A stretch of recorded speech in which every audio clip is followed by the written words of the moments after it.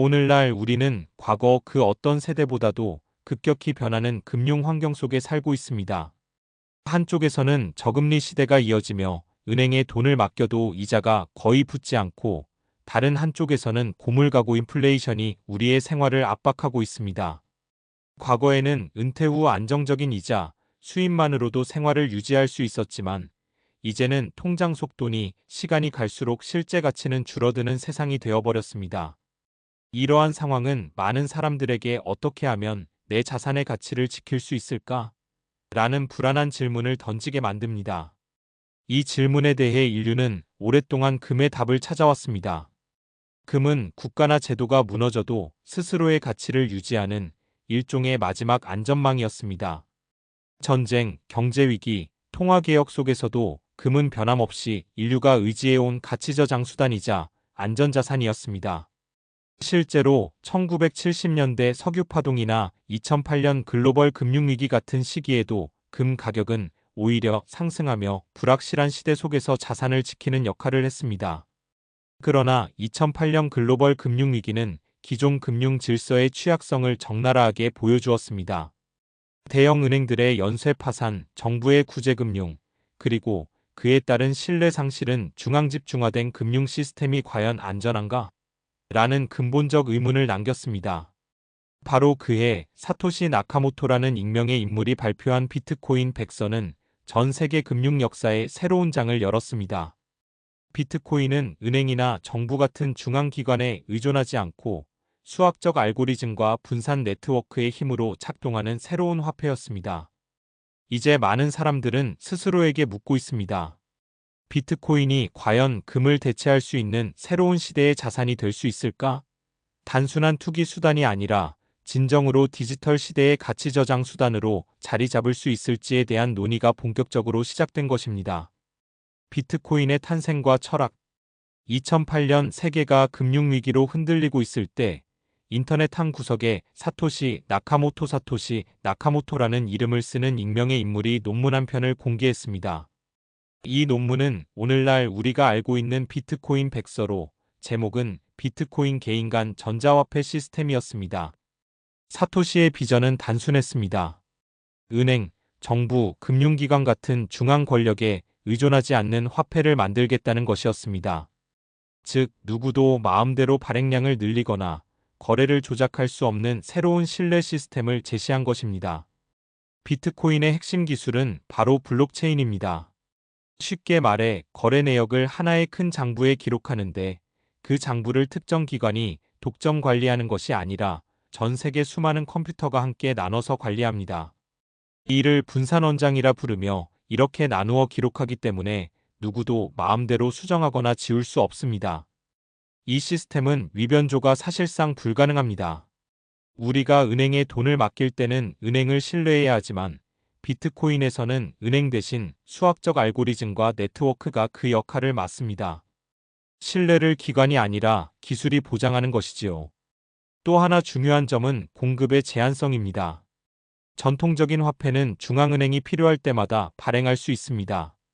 하지만 비트코인은 태어날 때부터 총 발행량이 2100만 개로 정해져 있습니다. 누구도 그 이상 찍어낼 수 없습니다.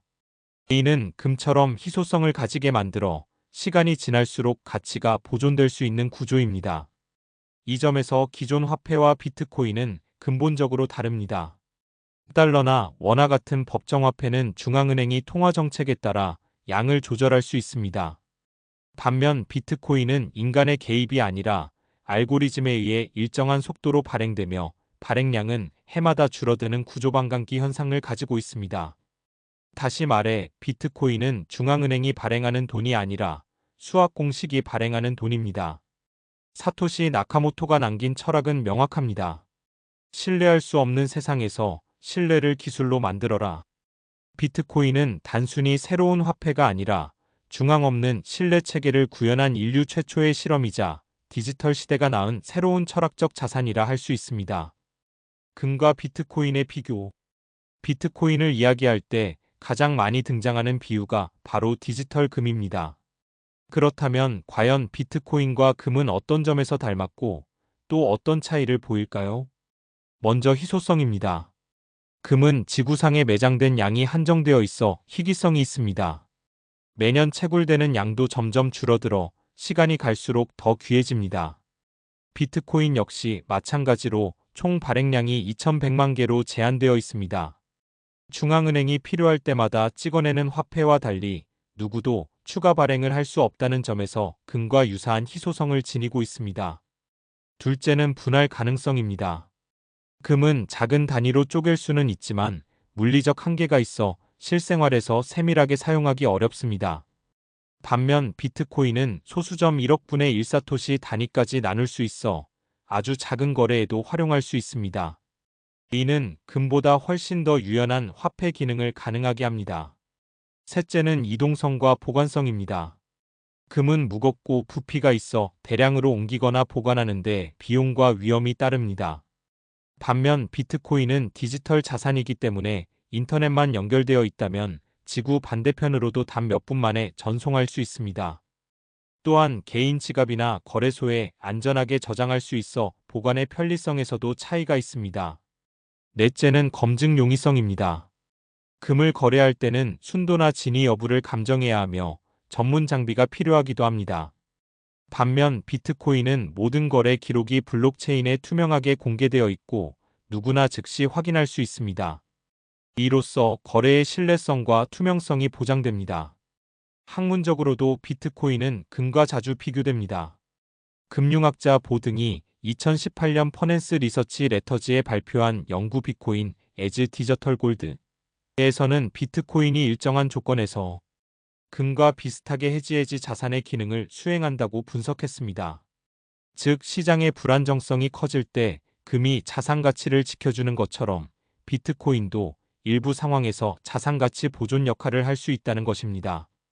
정리하자면 금과 비트코인은 모두 희소성과 가치 저장 기능을 공유합니다. 그러나 비트코인은 디지털이라는 특성 덕분에 더 높은 분할성, 뛰어난 이동성과 검증 용이성을 갖추고 있습니다. 그렇기에 사람들은 금이 산업화 시대의 안전자산이었다면 비트코인은 디지털 시대의 새로운 안전자산이 될 수 있다고 보는 것입니다. 글로벌 금융시장에서 비트코인의 역할. 비트코인은 이제 더 이상 개인 투자자들만의 전유물이 아닙니다.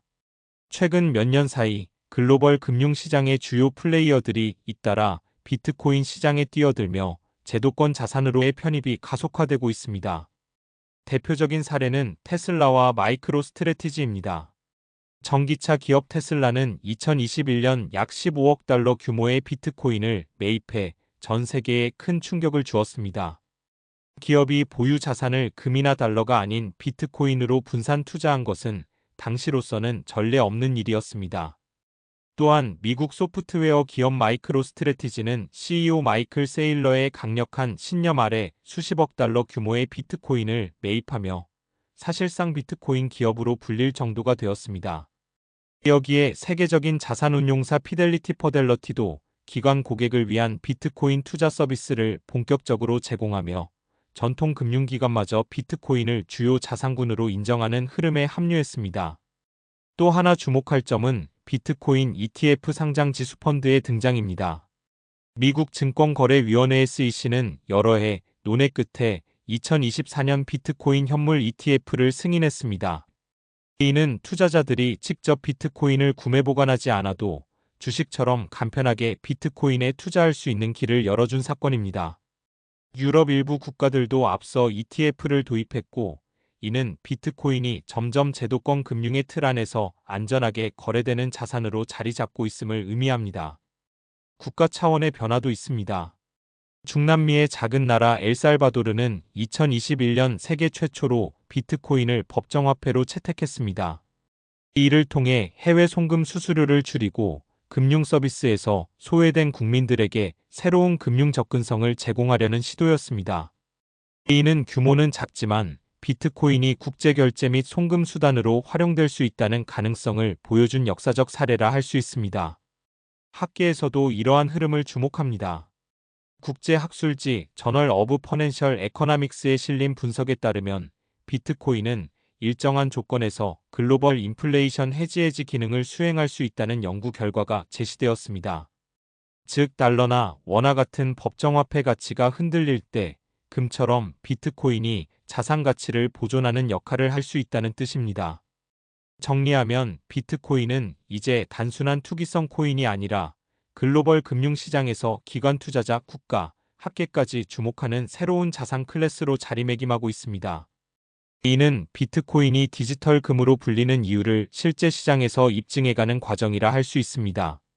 시니어 세대를 위한 이해 왜 중요한가?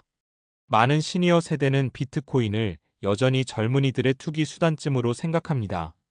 하지만 오늘날의 금융 환경과 자산 구조 변화를 살펴보면 비트코인은 이제 노후 자산을 지키고 다음 세대에 물려줄 수 있는 중요한 대안이 될 수 있습니다. 첫째, 인플레이션 시대의 자산 방어라는 측면입니다. 우리 주변에서 원화나 달러 같은 법정화폐의 가치는 점점 줄어들고 있습니다. 예를 들어 과거 100만 원으로 살 수 있었던 물건이 오늘날에는 150만 원을 줘야 살 수 있게 된 것처럼 돈의 가치는 해마다 떨어집니다. 반면 비트코인은 공급량이 제한되어 있어 장기적으로는 희소성이 높아지며 가치가 보존될 수 있는 구조입니다. 이는 금이 수천 년간 인플레이션 속에서도 가치를 지켜온 원리와 같은 맥락입니다. 둘째, 금융 접근성입니다. 나이가 들수록 은행이나 금융기관 절차가 복잡하게 느껴질 수 있습니다. 그러나 비트코인은 전 세계 누구나 인터넷만 연결되어 있으면 쉽게 지갑을 만들고 자산을 보관할 수 있습니다. 은행 계좌가 없더라도 스마트폰 하나로 국제 송금과 자산 거래가 가능합니다. 이는 시니어 세대에게도 새로운 금융 자유를 제공하는 길이 될 수 있습니다. 셋째, 가업가족 자산 승계 차원에서도 주목할 필요가 있습니다. 전통적으로 재산을 자녀에게 물려줄 때는 부동산, 현금, 금이 주요 수단이었습니다. 그러나 디지털 시대에는 비트코인 같은 디지털 자산도 중요한 유산이 될 수 있습니다. 안전하게 관리된 비트코인은 세대를 이어서 가족에게 전달할 수 있는 새로운 형태의 자산이 되는 것입니다. 마지막으로 친근한 비유를 들어보겠습니다. 비트코인은 인터넷 시대의 금고에 넣어둔 황금과 같습니다. 예전에는 금고 속에 금을 넣어두는 것이 최고의 안전 자산이었다면 이제는 디지털 금고인 블록체인 네트워크 속에 비트코인을 보관하는 것이 새로운 방식의 자산 보호 수단이 되고 있습니다. 따라서 시니어 세대에게 비트코인은 단순히 낯선 기술이 아니라 노후 자산을 지키고 다음 세대에 안정적으로 전할 수 있는 현대적 자산의 한 축으로 이해할 필요가 있습니다. 위험과 한계. 비트코인이 디지털 금으로 불리며 새로운 자산으로 떠오르고 있지만 동시에 간과할 수 없는 위험과 한계도 존재합니다. 투자나 자산 관리 차원에서 이를 충분히 이해하고 접근하는 것이 중요합니다. 첫째, 가격 변동성입니다. 금은 오랜 역사 동안 비교적 안정적인 가격 흐름을 보여주었지만 비트코인은 여전히 가격이 급등락하는 특성을 가지고 있습니다. 하루 만에 10% 이상 오르거나 떨어지는 일이 흔할 정도입니다. 이는 투자자에게 큰 기회가 되기도 하지만 은퇴자나 시니어 세대에게는 불안 요소로 작용할 수 있습니다. 따라서 전 재산을 비트코인에 투자하는 것은 위험하며 자산의 일부만 분산 투자하는 접근이 필요합니다. 둘째, 규제 불확실성입니다. 각국 정부는 비트코인을 어떻게 다룰지 여전히 명확한 입장을 정리하지 못했습니다. 어떤 나라는 합법적 자산으로 인정하고 제도권에 편입시키는 반면 어떤 나라는 불법에 가까운 강력 규제를 시행하고 있습니다. 규제 방향에 따라 가격이 크게 출렁일 수 있으며 제도의 안정성이 확보되기 전까지는 불확실성이 존재할 수밖에 없습니다. 셋째, 기술적 위험입니다. 비트코인은 블록체인 기술 덕분에 위변조가 거의 불가능하지만 사용자 개인의 지갑 관리 문제는 별개의 사안입니다. 예를 들어 지갑의 비밀번호 개인 키를 분실하면 그 비트코인은 영영 찾을 수 없습니다. 또한 보안이 취약한 거래소를 이용하면 해킹 피해를 볼 수 있습니다. 따라서 비트코인을 보유하려면 보안 관리에 대한 기본적인 지식과 주의가 필요합니다. 마지막으로 학계에서도 비트코인의 한계를 지적하고 있습니다. BHME 등은 2015년 저널 오브 에코노믹 퍼스펙티브즈 논문에서 비트코인은 혁신적인 기술적 성과를 보여주지만 아직 제도적 안정성이 부족하다고 평가했습니다. 즉 화폐로서의 기능과 자산으로서의 안전성이 장기적으로 검증되려면 더 많은 시간과 제도적 보완이 필요하다는 것입니다. 정리하자면 비트코인은 새로운 기회를 제공하는 동시에 금보다 훨씬 높은 변동성과 제도적 불확실성을 안고 있습니다. 따라서 시니어 세대가 이 자산을 고려한다면 반드시 위험 요인을 이해하고 분산 투자와 안전한 보관 방법을 병행해야만 합니다. 미래 전망. 비트코인의 가치는 단순히 현재의 가격 움직임에 머무르지 않고 앞으로의 구조적 변화 속에서 더욱 주목받을 가능성이 큽니다.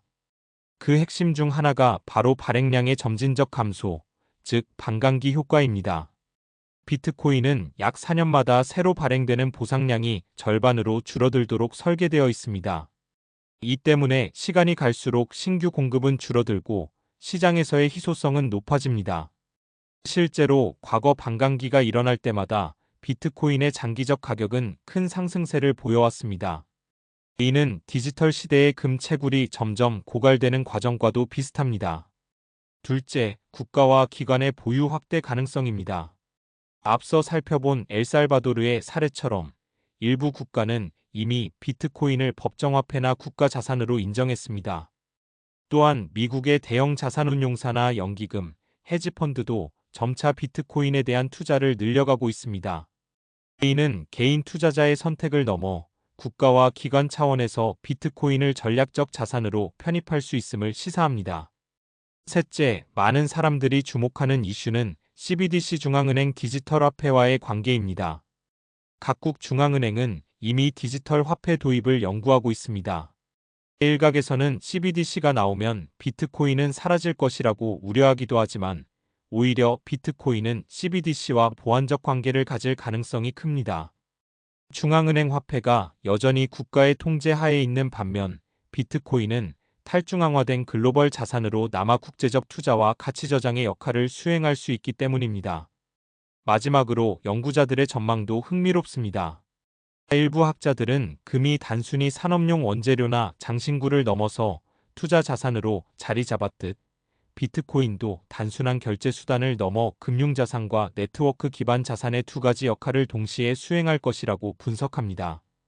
즉, 비트코인은 더 이상 단일 기능의 실험적 화폐가 아니라 디지털 사회의 핵심 자산으로 자리 잡아갈 가능성이 큽니다. 요약하면 비트코인의 미래는 희소성 증가, 제도권 편입, 그리고 CBDC와의 공존 속에서 더 단단한 입지를 구축할 것으로 예상됩니다. 이는 비트코인이 단순한 유행이 아니라 세대를 넘어 지속될 수 있는 새로운 자산 클래스임을 보여줍니다. 결론, 새로운 시대의 디지털금. 인류는 시대마다 자산을 지키기 위한 수단을 찾아왔습니다. 고대에는 곡식과 토지가 재산의 기준이었고, 산업화 이전 시대에는 금이 가장 확실한 안전판이었습니다. 금은 변하지 않는 희소성과 물질적 가치를 통해 전쟁과 경제 위기 속에서도 사람들의 신뢰를 받아왔습니다. 마찬가지로 오늘날의 디지털 사회에서는 새로운 형태의 자산이 필요하게 되었고 그 자리에 비트코인이 등장했습니다. 금과 비트코인은 서로 다른 시대의 산물이지만 공통된 특징을 가지고 있습니다. 바로 희소성과 신뢰입니다. 금은 땅속에서 무한정 나오지 않듯 비트코인도 발행량이 2100만 개로 제한되어 있습니다. 금이 눈으로 보고 만질 수 있는 물리적 자산이라면 비트코인은 블록체인이라는 디지털 장부에 기록된 가상의 자산입니다. 그러나 두 자산 모두 사회가 신뢰하기 때문에 가치가 유지되는 점에서 같은 뿌리를 공유합니다. 이제 금이 산업화 이전 시대의 안전판이었다면 비트코인은 디지털화 시대의 가치 저장 수단이 되고 있습니다. 은행 금고 속 황금이 과거 세대의 상징이었다면 오늘날에는 디지털 금고인 블록체인 속 비트코인이 그 자리를 대신하고 있는 것입니다. 시니어 세대에게 드리고 싶은 메시지는 분명합니다. 비트코인은 단순히 젊은 세대가 즐기는 투기성 자산이 아닙니다. 오히려 인플레이션 시대의 자산 가치를 방어하고 다음 세대에 물려줄 수 있는 새로운 안전망이 될 수 있습니다. 과거에 금을 보관하던 지혜가 있었다면 이제는 그 지혜를 디지털 시대에 맞추어 확장할 필요가 있습니다. 결국 비트코인은 새로운 세상 속에서 우리가 선택할 수 있는 또 하나의 안전판입니다. 시니어 세대가 이를 올바르게 이해하고 활용한다면 이는 단순한 투자 이상의 의미를 넘어 미래 세대를 위한 안정적인 유산이 될 것입니다.